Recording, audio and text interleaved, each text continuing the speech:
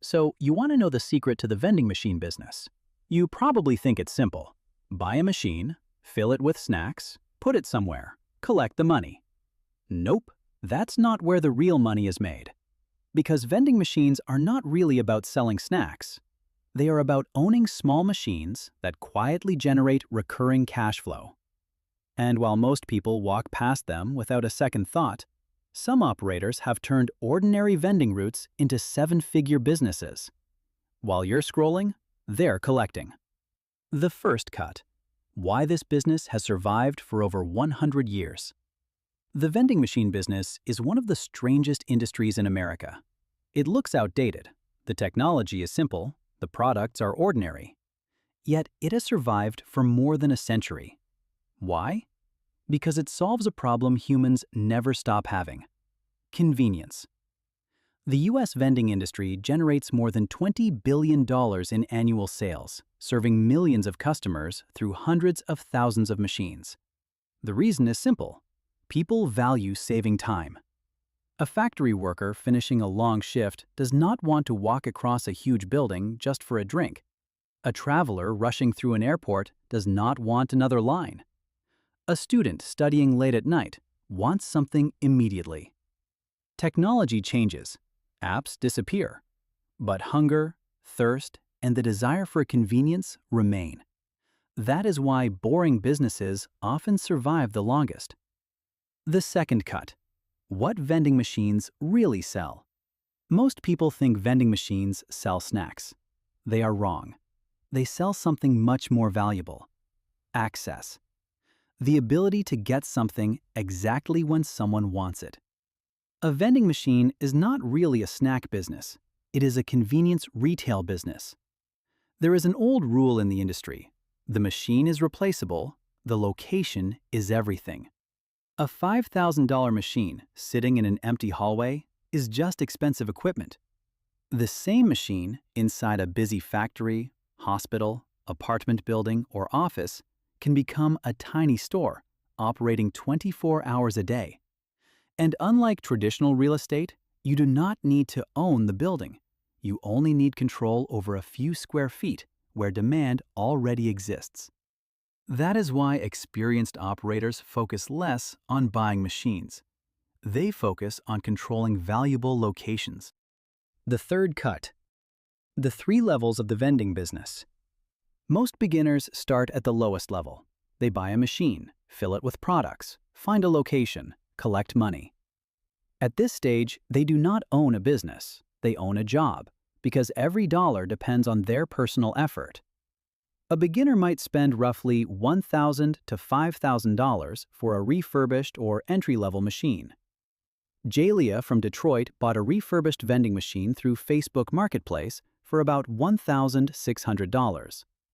That single machine reportedly generated around $400 per month, or roughly $4,800 per year. But one machine is not where wealth is created. The second level is building a route.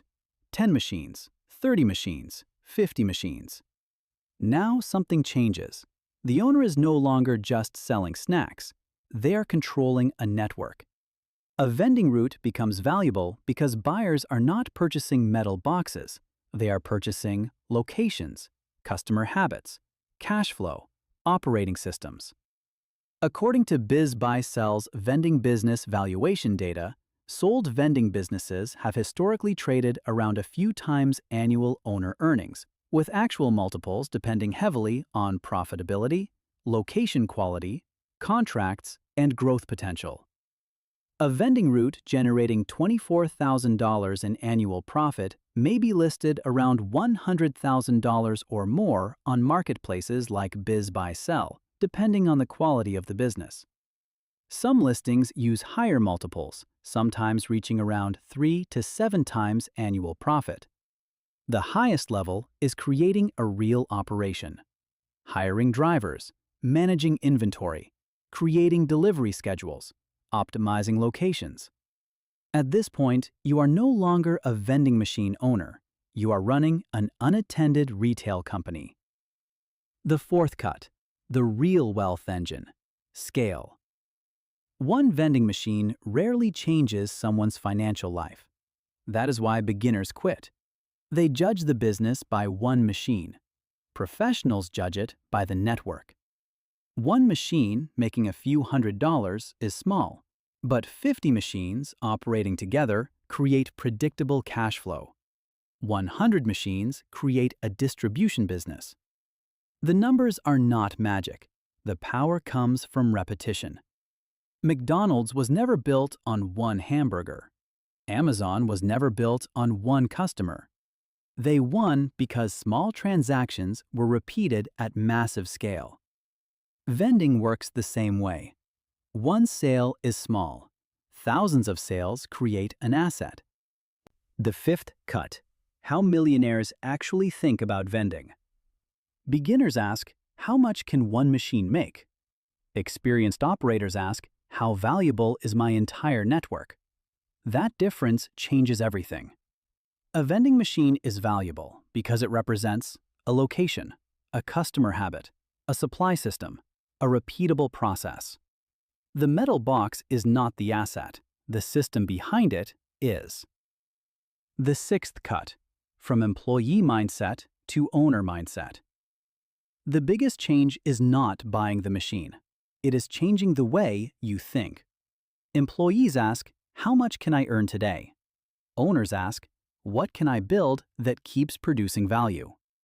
A job exchanges time for money. An asset exchanges ownership for income. A vending business does not become valuable because machines are special. It becomes valuable because someone built a system around them. That is the difference between owning equipment and owning a company. The seventh cut: why most beginners fail. Wait, before you think you know the answer, what's the best location for a vending machine? A gym? A laundromat? That's exactly where 90% of people go first, and that's where many beginners make their first mistake. Most beginners make this same mistake. They buy the machine first, then they look for a location.